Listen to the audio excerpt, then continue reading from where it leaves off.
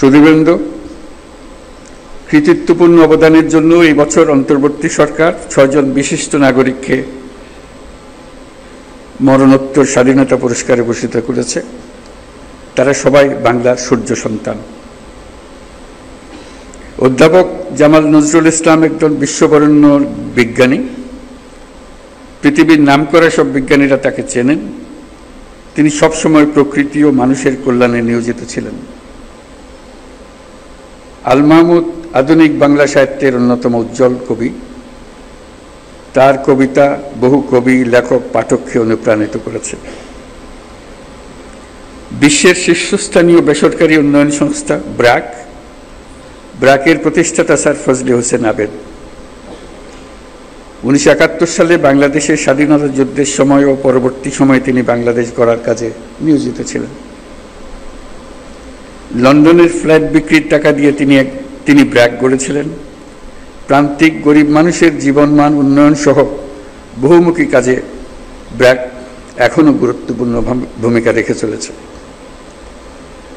লেখক ও বুদ্ধিজীবী বদরুদ্দিন উমরকে রাষ্ট্রীয় সম্মাননা জানাতে পেরে আমরা আনন্দিত ও সম্মানিত। তার সম্মাননা স্মারক আমাদের পরের প্রজন্মের জন্য অনুপ্রেরণা হিসেবে জাতীয় জাদুঘরে সংরক্ষিত থাকবে।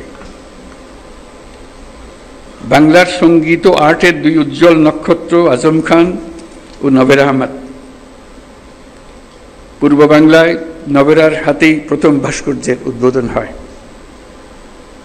তিনি আধুনিক ভাস্কর্যের পথিকৃৎ।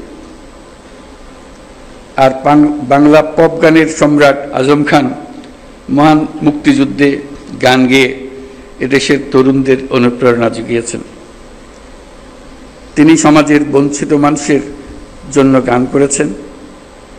আজম খান এদেশের হাজারো তরুণ সঙ্গীত শিল্পীর আইকন। যে জেনজি প্রজন্ম জুলাই গণ অভ্যুত্থানে নেতৃত্ব দিয়েছে, তাদের অনুপ্রেরণার নাম বুয়েট শিক্ষার্থী আবরার ফাহাদ।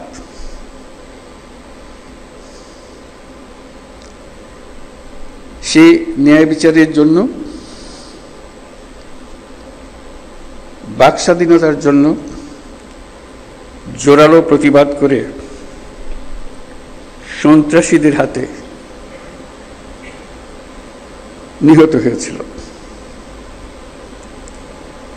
তাকে স্মরণ করে